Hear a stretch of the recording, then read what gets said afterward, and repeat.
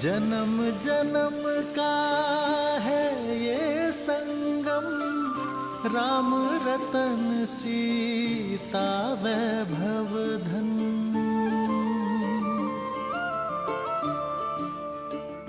213, 214, 215, 216, 217।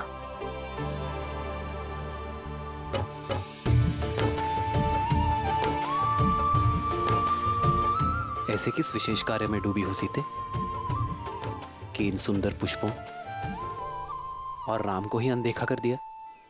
भविष्य में झांकने का प्रयास कर रही हूँ। गिन रही हूँ कि हमारे वनवास में कितने दिन शेष हैं। कब माताओं भरत और शत्रुघ्न भैया और अपनी बहनों से मिल पाऊंगी। देखिए, वर्ष भर भी नहीं बचा। बस कुछ माह और फिर से अयोध्या की पावन माटी का स्पर्श होगा। फिर से मेरा भरत मेरी भुजाओं में होगा और फिर से मेरी माताओं के प्रेम का सानिध्य मिलेगा। हाँ, आपके नेत्रों में तो सुख दिख रहा है, पर मेरे सुख में चिंता दिख रही है। क्या बात है सीते? क्या तुम अयोध्या जाकर प्रसन्न नहीं होगी?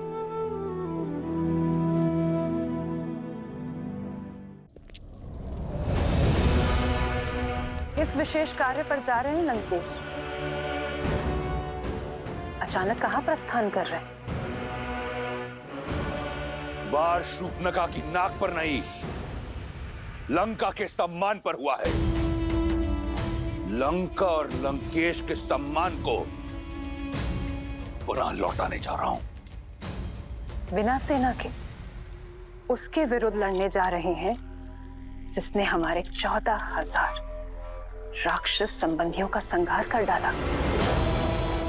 स्मरण रहे, तुम लंकेश दशानन रावण से बात कर रही हो। वो रावण काल जिसका दास है, जिसकी नाभि में अमृत का वास है।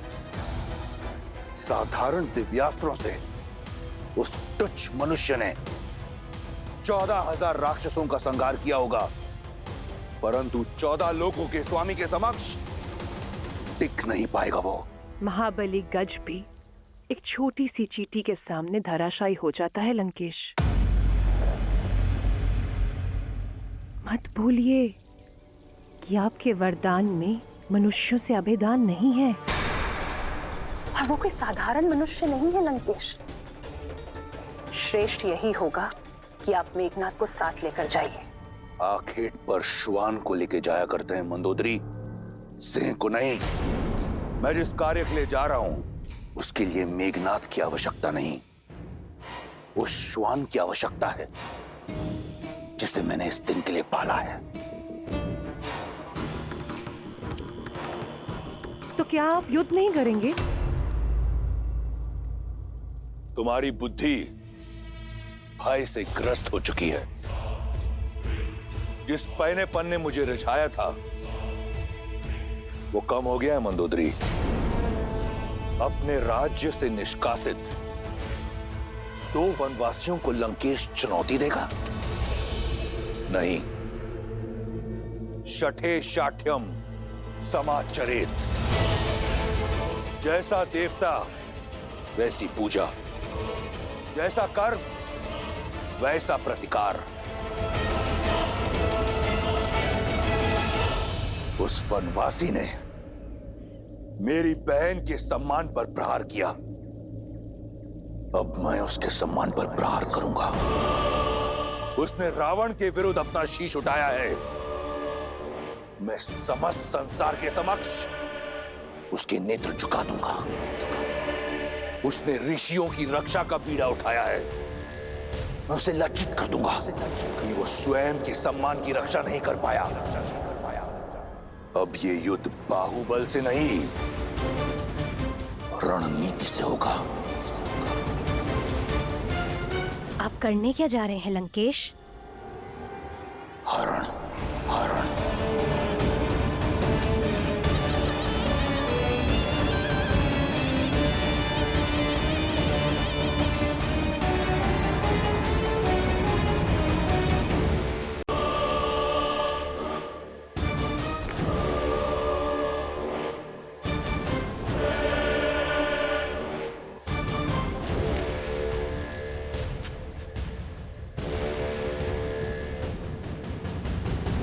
भैया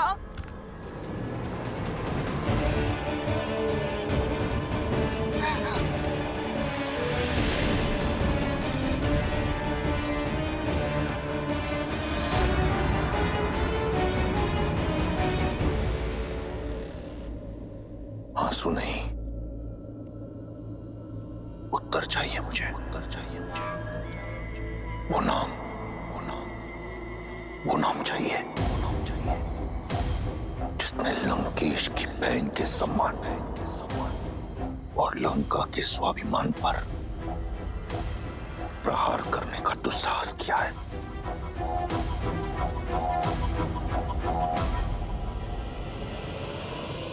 और मुझे प्रतिकार,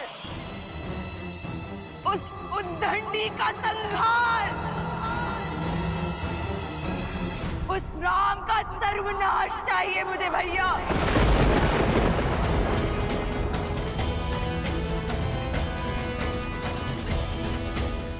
क्या दोष था मेरा, एक माँ का, जो अपने पुत्र की खोज में भटक रही थी? क्या दोष था मेरे शंभू का, मेरे पुत्र का, जो बिना किसी भूल के मृत्यु दंड का भागी हो गया भैया?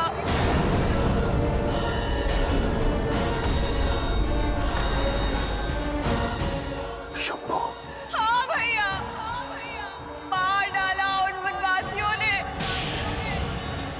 आपके लंकेश के भांजे को।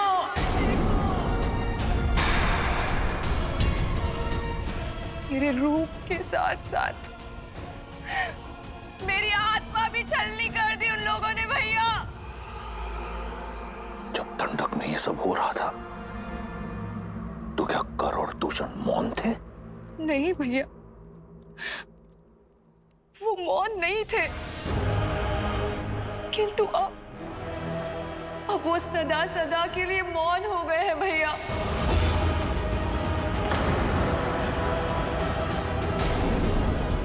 जब खर और दूषण भैया इस पाप का कारण जानने उनके पास गए, तो उन दुष्ट वनवासियों ने उनके साथ साथ हमारे 14,000 असुर संबंधियों का भी संहार कर दिया भैया। राम और लक्ष्मण ने राक्षसों के विरुद्ध युद्ध का शंखनाद कर दिया भैया। और वो सीता, मेरा आपकी बहन का अपमान देखकर प्रसन्न हो रही थी भैया। मुझे प्रतिकार चाहिए भैया, प्रतिकार चाहिए भैया।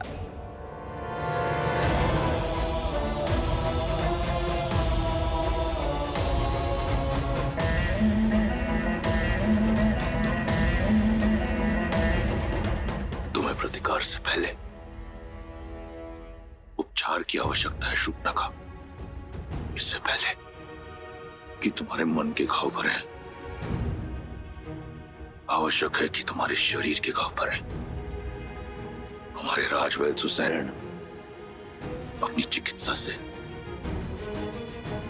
तुम्हारे रूप को पुनः लौटा देंगे।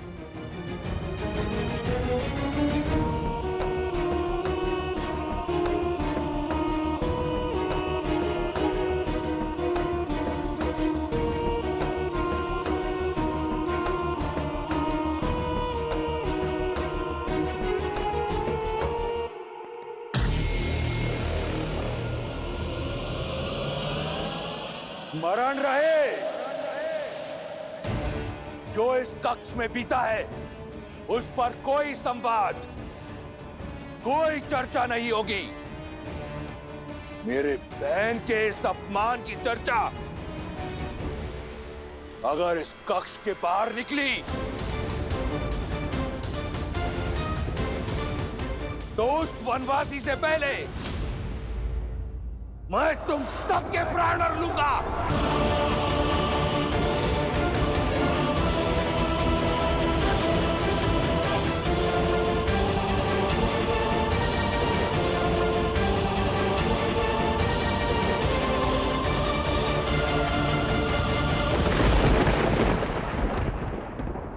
तुम लंका के सर्वश्रेष्ठ गुप्तचर हो। मैं चाहता हूं कि तुम शीघ्र अतिशीघ्र दंडक जाओ और 3 वनवासियों के बारे में पता करो, राम, लक्ष्मण और सीता। वो उस वन में क्या कर रहे हैं, उनका उद्देश्य क्या है, मुझे सूक्ष्म विवरण चाहिए। मैं सब कुछ जानना चाहता हूं। जैसी आज्ञा लंकेश।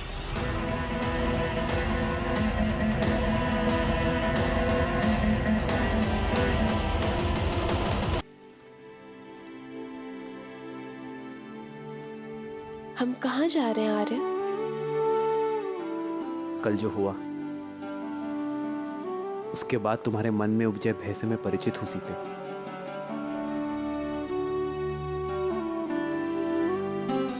तुम्हारी प्रसन्नता कहीं लुप्त हो गई है, बस उसे ही ढूंढने जा रहे हैं।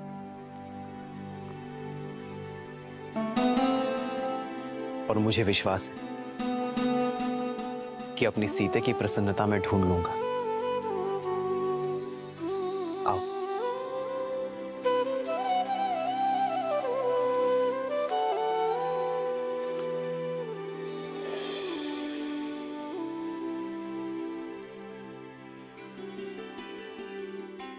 प्रेम समर्पण करुणा ज्ञान से है भरा दो प्यारा नाम। जय सिया राम, जय जय सिया राम।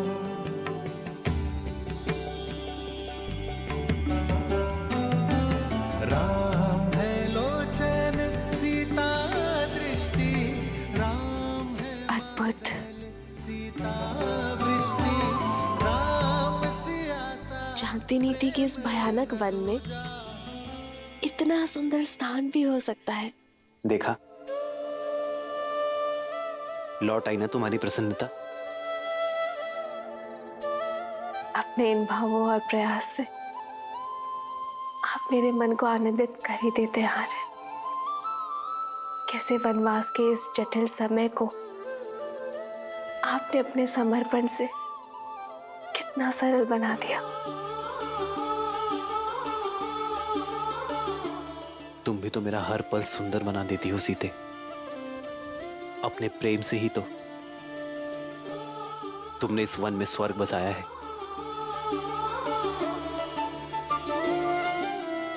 मेरा ये कर्तव्य है कि कभी कभी इस ऋण को चुकाने का प्रयास करो।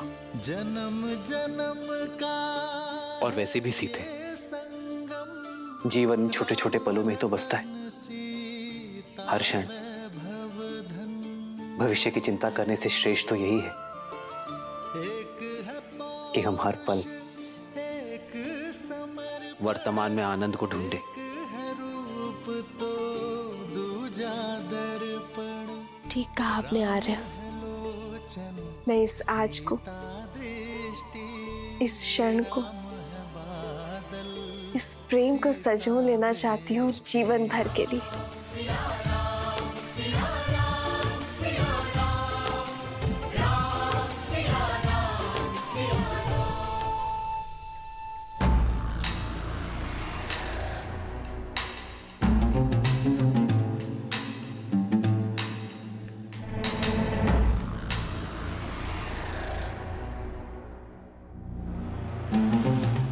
तुमने जो सभा में कहा वह अधूरा सत्य था।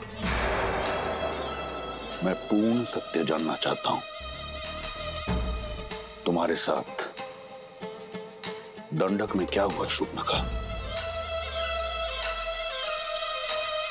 सत्य ये है कि मैं आपको दिया हुआ अपना वचन पूर्ण करना चाहती थी भैया।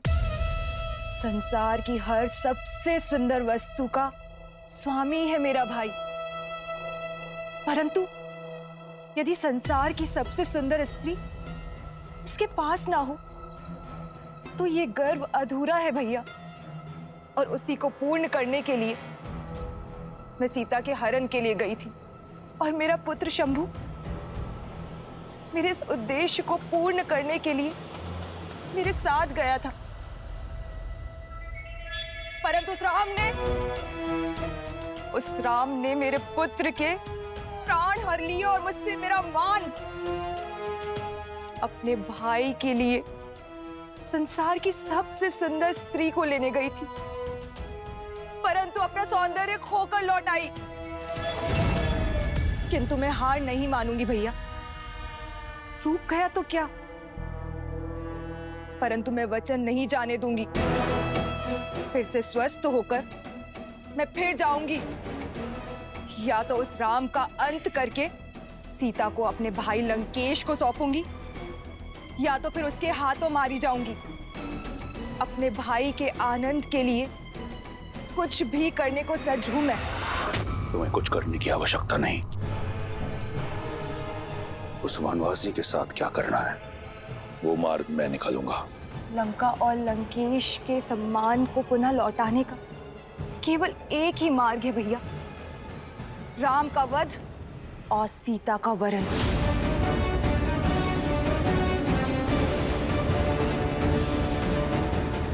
अपने बलिदानों के बदले केवल और केवल अपने भाई की प्रसन्नता चाहती है ये बहन।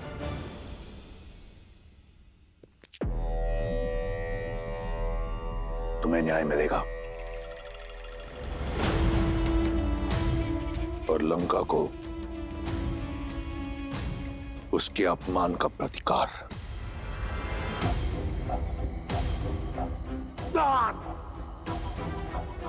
जो तुम्हारा नहीं है उसे पाने की लालसा छोड़कर जो है उसी में संतुष्ट रहना सीखो।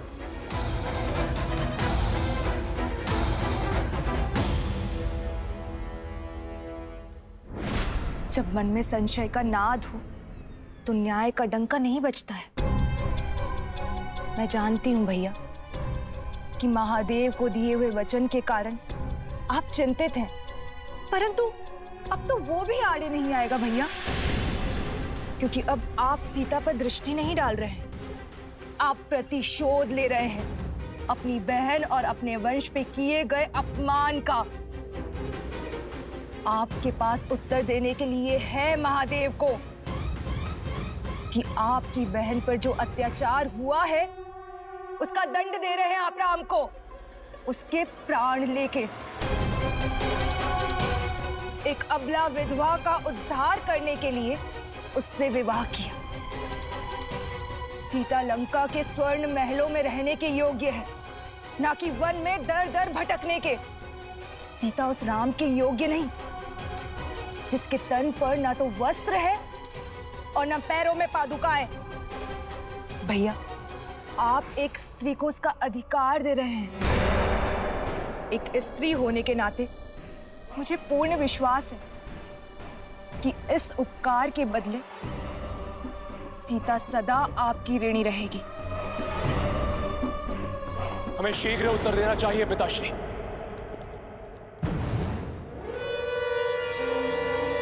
ये प्रहार हमारी कुल की गरिमा पर हुआ है, हम इसका प्रतिशोध अवश्य लेंगे। अब आज्ञा दीजिए पिताश्री, मैं अभी इसी क्षण अपनी सेना को लेकर प्रस्थान करता हूं और राम को उसके किए का दंड देकर आता हूं।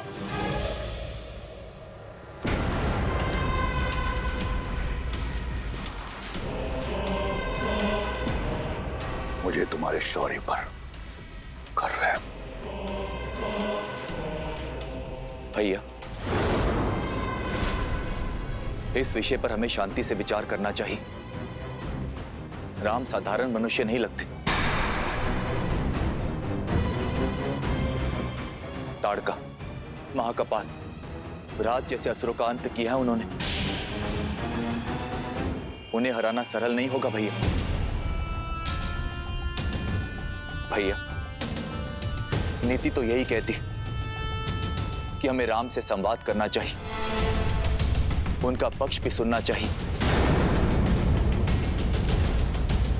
नारी का सम्मान करने वाले, अहिल्या को मुक्त कराने वाले धर्मात्मा ने किसी कारणवश शूर्पणखा पर प्रहार किया होगा।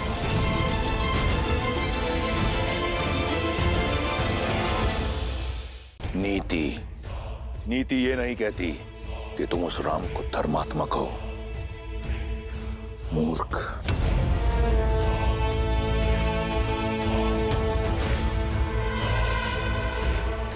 स्वामी, शूर्पणखा के साथ जो हुआ उससे मैं भी दुखी और उत्तेजित हूं, किंतु मुझे लगता है कि सत्य उससे अधिक बड़ा है जितना शूर्पणखा ने बताया।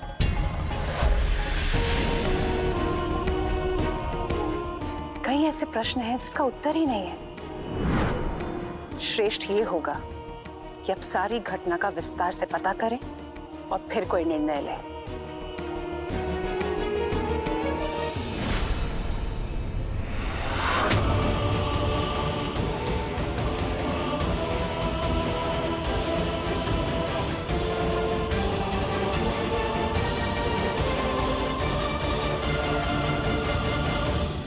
दो 210, 211, 212।